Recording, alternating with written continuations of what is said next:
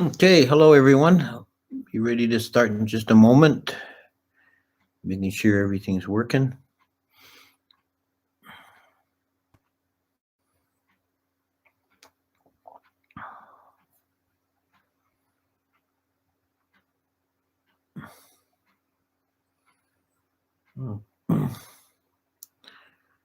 Okay.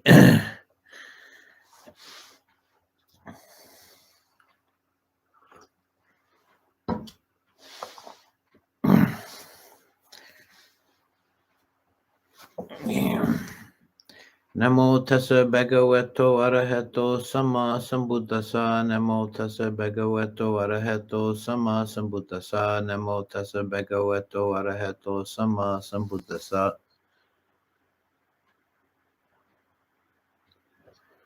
Okay, this will be the last in the series, that the current series I'm doing on the aggregates, and is probably the most important one. It's the aggregate of Viññāna. So far, we've had the aggregate of form and three other mental aggregates. That is feelings, perception, mental formations. Those three are all the activity of mind. It's the manipulation of objects and the reaction to objects. But now we're looking at consciousness itself, the purely subjective aspect of mind, that which knows. In Thai forest tradition, they sometimes use the phrase puru, the one who knows. And when we say know, we don't mean in the sense of understanding, like you say, you know French or you know calculus.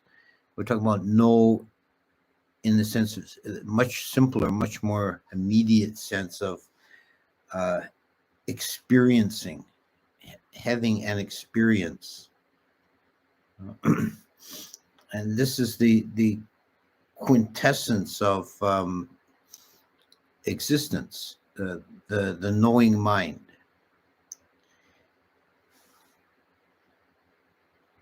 And I think it's talking about consciousness or chitta, viññāna. It can seem difficult or subtle, abstract. But if it is difficult to understand, it's not because it's complicated, but because it's so ultimately simple. With the other aggregates, particularly with mental formations, it might be possible to reduce them to algorithms. And this is basically being done more and more with AI. We can mimic the thought process of human beings with and have conversations with a AI chatbot. But the AI chatbot is not conscious. Now, it's the one thing that cannot be replicated because it cannot be reduced to an algorithm. There simply is the knowing.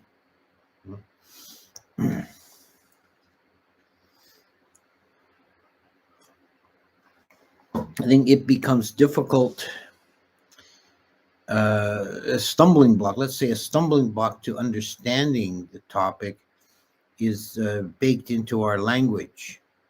And it doesn't matter whether you're speaking English or French or Thai or Pali or whatever language you might be using. We refer to consciousness as a noun, using a noun. And this is subtly misleading because it isn't a thing.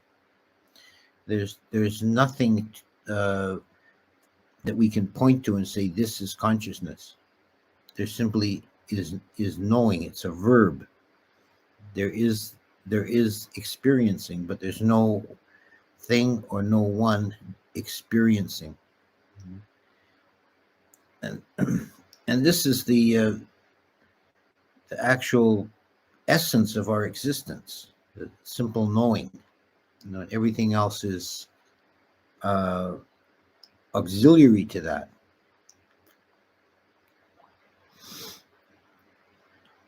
Also, because it's essentially subjective. It is the subjective aspect of mind. That there's no way you can know it. You can't know the knowing. You can't turn the mind around in on itself. A rough metaphor would be you can never see your own face. You can see a reflection of your face in the mirror or a photograph of your face, but you cannot see your face directly. Likewise, you cannot experience the chitta, because the chitta is that which is doing the experiencing. And if you try and look at it, you're only seeing an image of it, a thought conception about it. It cannot itself be uh, within the range of itself.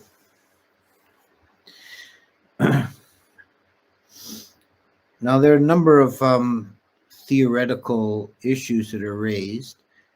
Uh, First of all, in the scheme of the five aggregates, the khandha that we're focusing on here, the word used is Viññāna.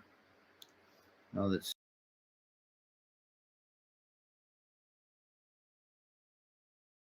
derived ultimately from the verb janati, to know. And it has the prefix v, which means to, as a meaning of like bisecting or cutting. So you can say it's to know in no particulars. The other word that's used for consciousness is chitta, and that's used more often in Abhidhamma. You have in the Abhidhamma scheme that divides the pie differently. Instead of the five aggregates, we have the four fundamentals, which are body, chitta, chittasika, and nibbana. Chitta is consciousness, and chittasika, which the word literally means associate of chitta, are those mental factors that are not chitta. So in the five khandha, that would be feeling, perception, mental formations. So there's a fundamental distinction made in Abhidhamma between the two sides or two aspects of mind, the knowing and the known, the subject and the object. And I think this the Abhidhamma scheme points that out very, very starkly, that there is this the two sides or aspects of mind. Now, the word chitta seldom occurs in the suttas, except as part of a compound. A couple of places where it does occur. One in the Anguttara Nikaya, in the Book of Ones, there's a very unusual short statement. The chitta is inherently luminous. Basara, the chitta is inherently luminous. I think it's pabasara in that case, but the same idea. And then we have, of course, in the Satipatthana Sutta, one of the four Satipatthanas is chitta. So that's one of the four bases of mindfulness. Now that seems to be a difficulty because, as I said, the conscious awareness cannot be aware of itself. It's a self-referential kind of a loop. But when you read the expansion clauses in the Satipatthana Sutta for Chittanusati, mindfulness of the chitta, it's really the associated mood or state that goes along with chitta, because the list is something like mind with desire, mind without desire, mind with anger, mind without anger, contracted mind, expanded mind, and so on. So it's not really looking at chitta directly, but at the associates again of chitta.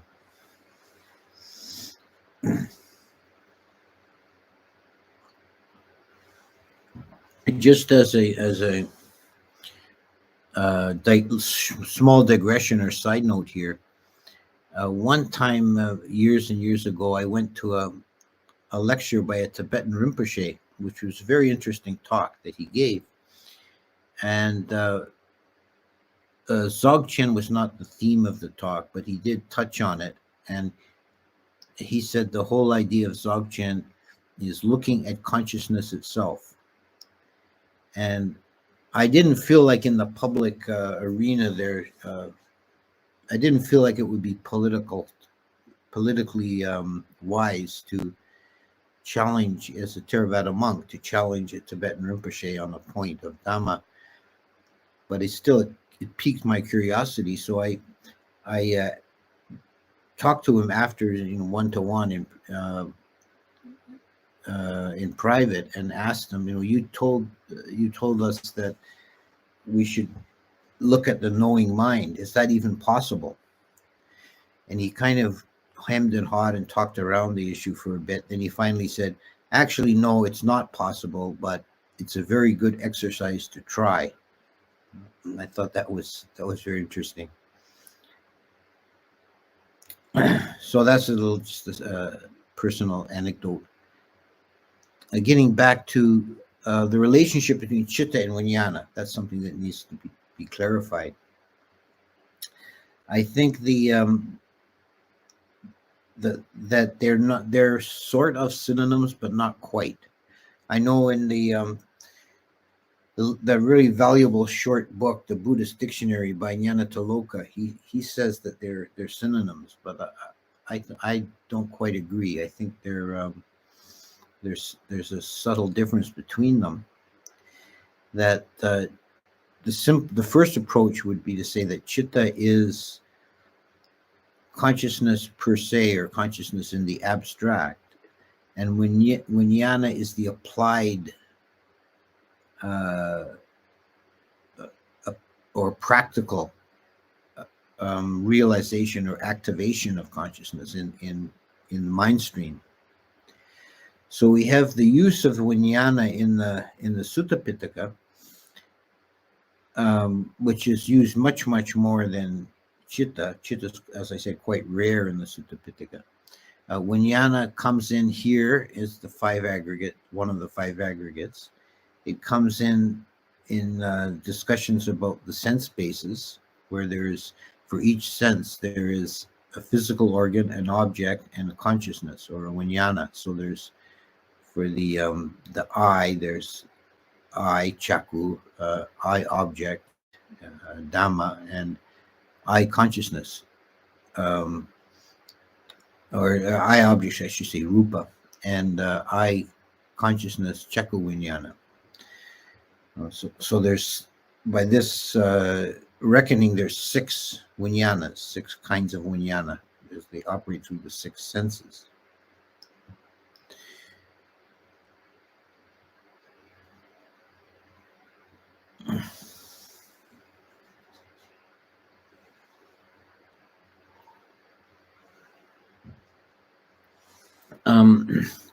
We also have a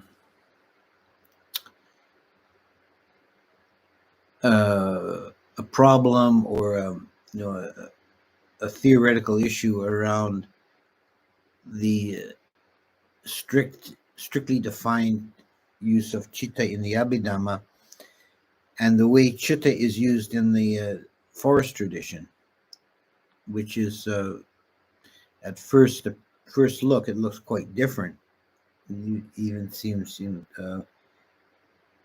contradictory. In the Abhidhamma, we talk about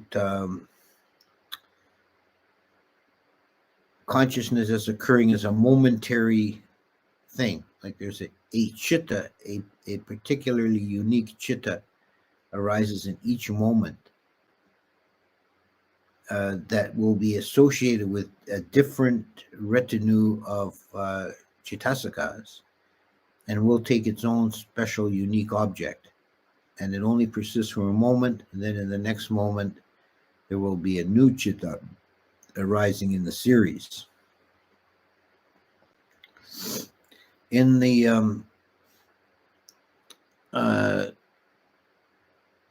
way that Ajahn Mun and Ajahn Mahabua particularly talk about chitta, this sense of the momentary arising and falling away for the chitta is not really mentioned. It falls away, and the chitta is seen as a kind of a persistent reality. That there, Ajahn Mun, I think he goes the furthest.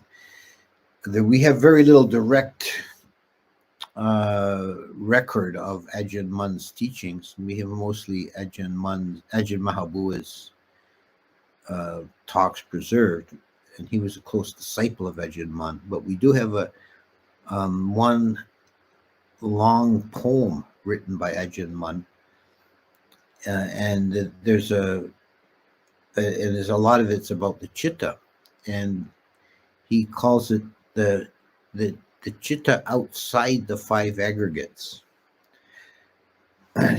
Outside the five aggregates, and that's considered by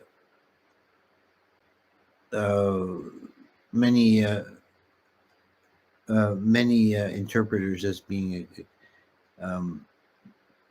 kind of heretical. It's because it's not the way the Abhidhamma or Visuddhimagga or even the suttas talk about chitta.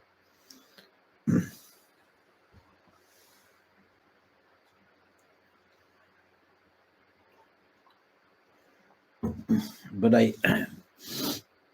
I don't think the two positions are really as far apart as they appear. I think you could say that there are two different ways of looking at the same phenomena. If we're examining things through the lens of a time-based series, then chitta is momentary. It arises, takes an object, and falls away. But if we're examining things from the point of view of chitta itself, there's always a chitta arising. So it doesn't seem, and since it always has the characteristics of being void and luminous, there's not really anything to distinguish one chitta from the other, in the metaphysical sense. There's also, I would say, a kind of a third position that I'll just put out there as a kind of a possible speculative reconciliation of these two. And I think this is the way that the Sarvastivadins understood the chitta. At least this is my interpretation, let's say, of what I know of what the Sarvastivadins taught about chitta.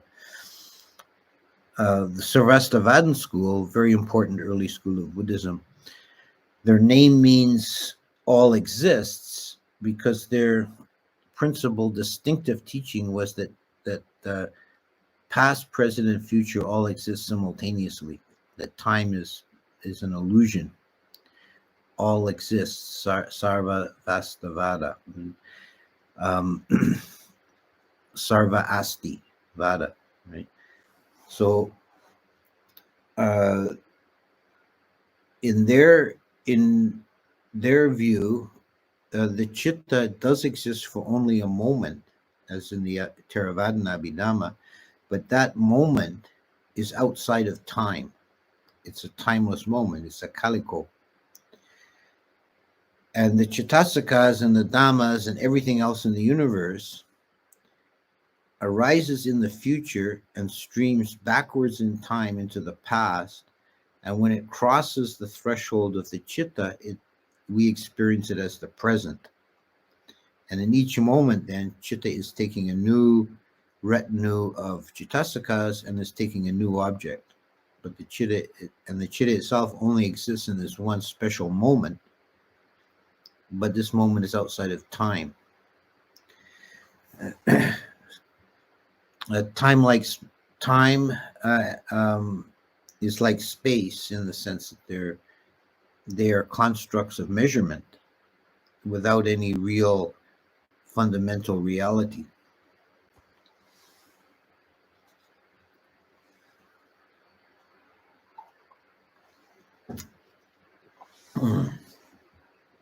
So those are some comments relating to the kind of metaphysical background of Chitta and Viññāna.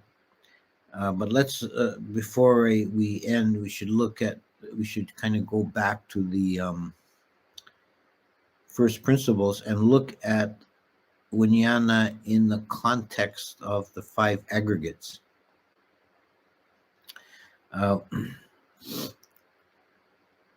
Viññāna, the metaphor used for Viññāna is a magician's trick, conjuring trick.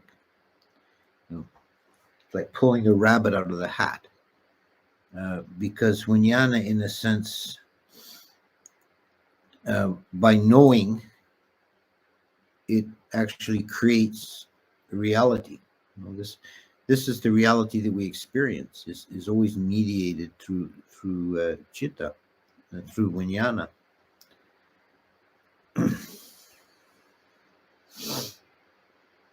You can compare that to modern theories that in physics, the observer effect in quantum mechanics, that it is the observer that creates discrete reality, and whatever metaphysical status we want to assign to external reality is in a sense it's beside the point, and it's something that can never be settled, because the only thing we ever really experience is our own mind. Everything outside of us is mediated through the mind, and the first contact is through Viññāna. Then Viññāna experiences the object, and then perception perceives it, and feeling or Vedana reacts to it, and samskara thinks about it. So, let's just take a random kind of example. Let's say I look out the window and I see a bird. Viññāna doesn't see a bird, actually. Viññāna, eye consciousness, only sees color and shape. It knowing at that very primitive level. It's, as I said, it's not knowing in the sense of understanding. It's knowing in the sense of experiencing. So it knows color and shape. Ear consciousness knows pitch and volume, right? So each sense just has its kind of raw data that comes in from the universe. So I see this patch of color and shape, and then perception recognizes it instantaneously, very quickly. So it's very hard to separate consciousness from perception. Perception knows it's a bird. It perceives a bird, and it maybe names it as a blue jay. So it might be a very specific perception. But then that's the object. Now the perceived bird is now a mind consciousness object. And that object is then reacted to by Vedana. Maybe I like blue jays.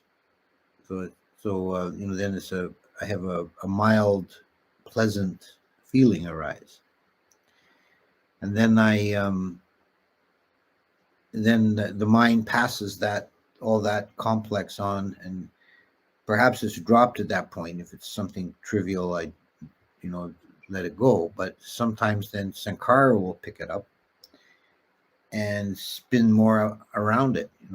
I might think, gee, there's a lot of blue jays this year. This kind of further speculation and definition on the perceived object. But the first contact is through the lens of Viññāna, which perceives through the 5 physical senses and the mind sense. So our thoughts, for example, are not consciousness. They're objects of consciousness. They're the activity of sankharas, of vitakka vichara. And Viññāna knows them and takes them as an object.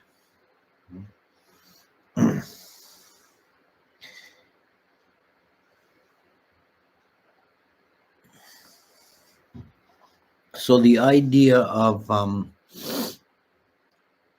the Thai forest approach, I think the central theme of practice in the Thai forest tradition is sometimes been called "be the knowing," because if you are centered center your being on that faculty of chitta, then everything else becomes clear. And if you don't center in the chitta, then you're identifying with the objects of consciousness. Then you get caught up, confused, and you're caught in desire and aversion and confusion. So I'll stop there, and we'll have a look at the chat to see what questions we have. I see it's been pretty busy already. See, I gotta expand this. I can't read that tiny print. Somebody asked, the first question looks like, could you please recommend some books or authors who write in response of scientific determinism, materialistic worldview?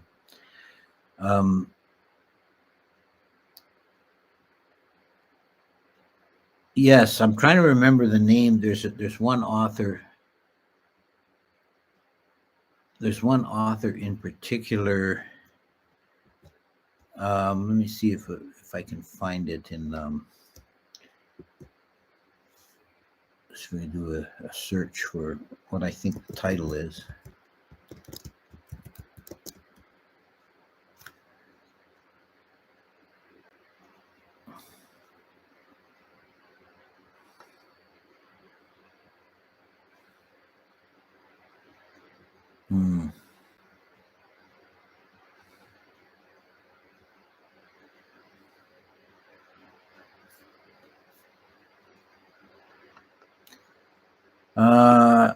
Yeah, I wish I could remember his name.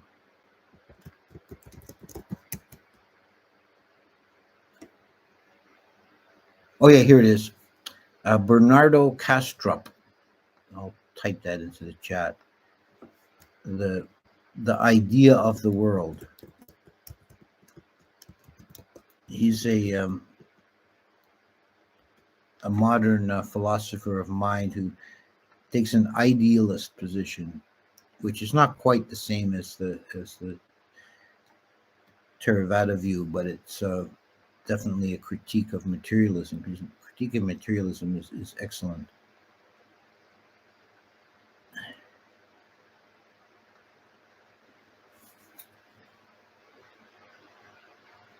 Somebody says it's nice that it's this time and not later because it's an hour to midnight for me. Yeah, it's a problem of living on a round planet. We can't find a time that's convenient for everyone. Let's see. Also, okay, comment here. Also, AI can translate a biological brain. We just have not done it yet. The brain working itself proves it's logically impossible. Brain equals Turing, complete machine. I have a fundamental disagreement with that idea that we can just duplicate a biological brain and it'll be conscious. I think there's more to it than that. I don't think consciousness arises in the brain. I think the brain probably mediates consciousness. It's a whole other topic of the mind-body problem. But I think a better analogy for the relationship between mind and brain. It's not like the brain is a computer producing mind. It's like a radio receiver mediating mind. But that's a whole another kettle of fish. If consciousness is conditioned phenomena, how could know or experience nibbana, the unconditioned? I think when you get to the point of experiencing nibbana, the subject object dichotomy or duality is no longer really applied. So we can't really explain or know how that would work.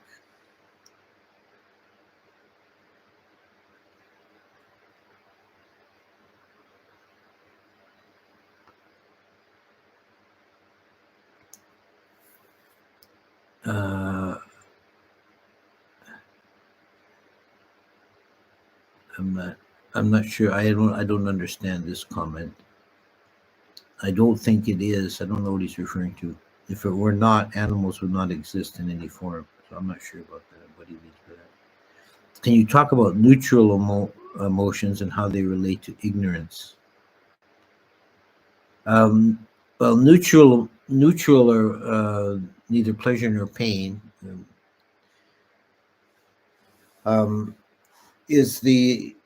Is a Vedana. It's not an absence of Vedana. It's a reaction, a neutral reaction to the object that can be. It's probably for most people, most of the time, it's probably the most common reaction. Like we're not really moved to pleasure or pain by most things. So obviously, it's not. It's peaceful, but it's not exciting. So if you're not mindful, if you're not mindful of neutral objects, then you begin to lose the thread, and that leads to confusion because the mind wanders. Whereas strongly pleasurable or strongly painful phenomena, they attract the mind strongly just by their own nature. Is Ajahn Sumedho's sound of silence an unorthodox teaching? He essentially views the knowing or noticing of consciousness as the unconditioned. I think it's. I don't know if you call it unorthodox. It's. I guess by the standard of the whole Thai forest tradition, by the standard of the strict Abhidhamma school, is considered unorthodox in a way, because it's based on experience rather than on theory, and so it kind of upsets the literally minded.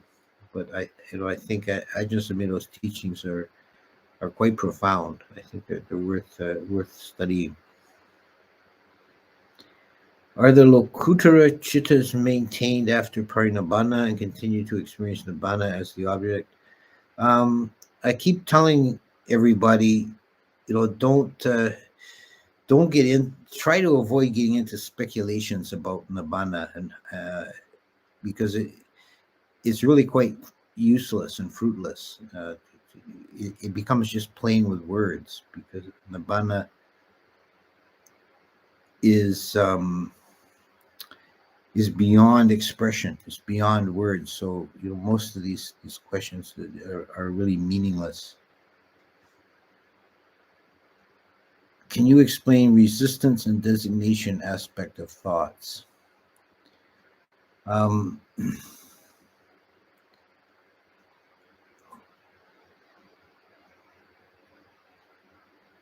not quite sure what you mean, resistance and designation. I can speculate possibility of what it might mean. Our thoughts are a way of manipulating mental objects, and they can have, and they usually do have some reference which might be rather indirect, but they'll have some reference to sense objects in the external world. And resistance would be, using thought to avoid or deny some aspect of reality.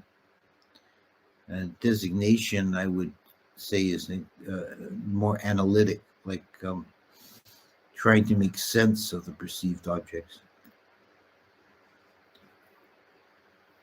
I have a question. Does the consciousness arise at the sense-object contact moment, or does it arise as a condition of all first four aggregates? No, consciousness arises, the former. Consciousness, I would say, arises at the moment of sense-object contact. And then the other aggregates come in very quickly afterwards. Can you know chitta when chitta goes from distracted to aware? Well, you know you know that that mind is now awake, right? And this is actually an important point of practice, that that moment, like say you're when you're meditating and you've wandered off and you're daydreaming, then the mind snaps back to the practice. That moment is a moment of a bodhi, it's a moment of awakening, and you should be clearly aware of that and how that feels. That's kind of important. If consciousness continues after death, then why did Buddha characterize consciousness as one of the five aggregates of clinging? Well, it does. Consciousness doesn't transmigrate from life to life, and the Buddha was quite clear about that. Consciousness arises again, this is the momentary aspect of Viññāna, right? That in each moment, mind is arising to take an object. And the only difference at the moment of death is that the physical base has fallen away. So the next moment when it arises, it has to arise in a new stream of a new physical base. So it's not a break in the continuum, but it's not anything substantial transferring from life to life. Remember that Viññāna or chitta is essentially void. There's nothing there, so there's nothing to transfer from life to life.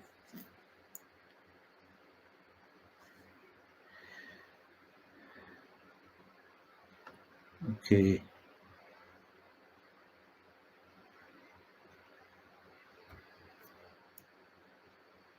Do you think consciousness could be a dimension of its own, like space and time? Then we live basically in the space-time consciousness continuum. That's a possible model that I don't see a problem with that. And I think that would be basically expressed in different language, expressed in modernized language, but I think that's basically the Sarvastivada position. The consciousness is separate from space and time. It doesn't really, it cannot be measured in terms of space and time. What is knowing the chitta nimitta in the simile of the chef? I don't know. I'm not aware of what simile you're referring to. Is sati therefore chittasika samskara khandha? Now, sati is classified as a chittasika.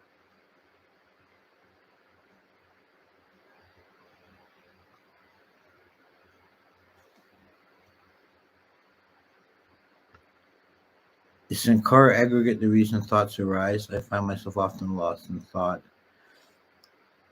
Yes, I would say yeah, that it's the what's the sankara aggregate that does the thinking, particularly with vichara, but it's following desire and so on. Do you support the 969 movement in Burma? No, I do not.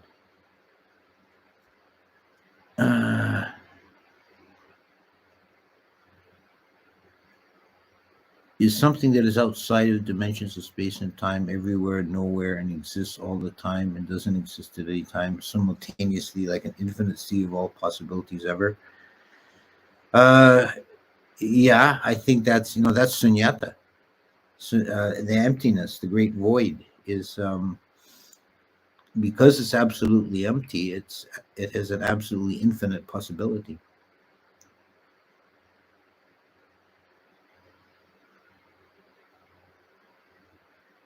Okay, you should check out M theory dimensionality. I've never heard of that. Do you think the difference between Buddhism and other Indian ascetic tradition is just how they explain things, or are their practices actually different? For example, I've read Jain and Upanishadic texts that talk about having no desires, ending rebirth, etc. Yeah, I think there's a very big overlap um, between Upanishadic Hinduism, Jainism, and Buddhism, but I don't think they agree on everything. And I think it does have some reflection in the practice. I would say, for example, with the Jains, they have the idea of uh, eroding your old karma, gaining liberation by getting rid of your old karma, uh, by not making any new karma. So one of the highest practices in Jainism is just to starve yourself to death, not to do anything. Well, that would be completely wrong practice in the Buddhist view.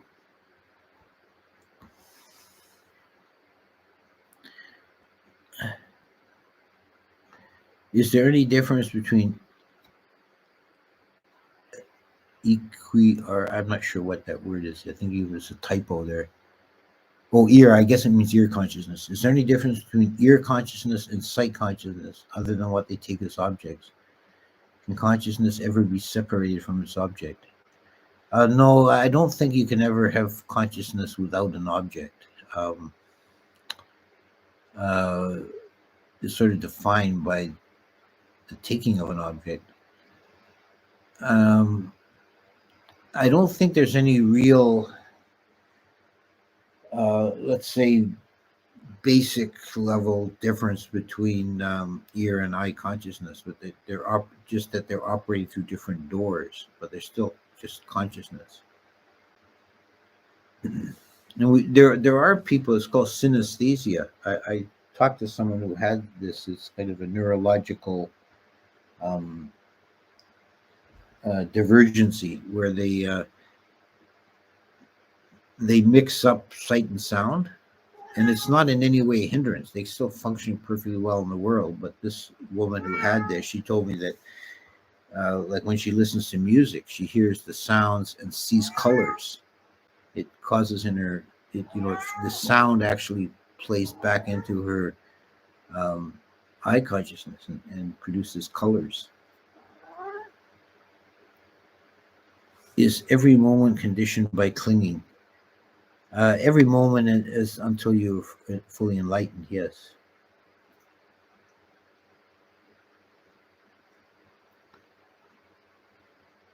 I was talking about Sunyata 47.8, some of the chef. I'd have to look that up. I don't recall that at the moment, what the context is.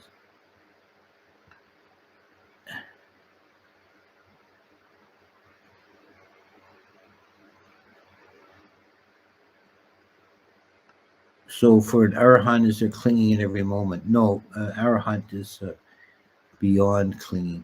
But for everyone else, there will be some clinging that causes the mind to take an object. Okay, so I think I'll stop there, and next week we'll meet again at the same time, and I'll come up with something to talk about. I think we have. Let me just look at the calendar. We've got two more Thursdays in March. In April, I'm taking off. I'm doing a retreat for a month, so there'll be no live streams in April, and I'll pick it up again in May. So thank you all for coming. I hope you got something out of it, and we'll see you again.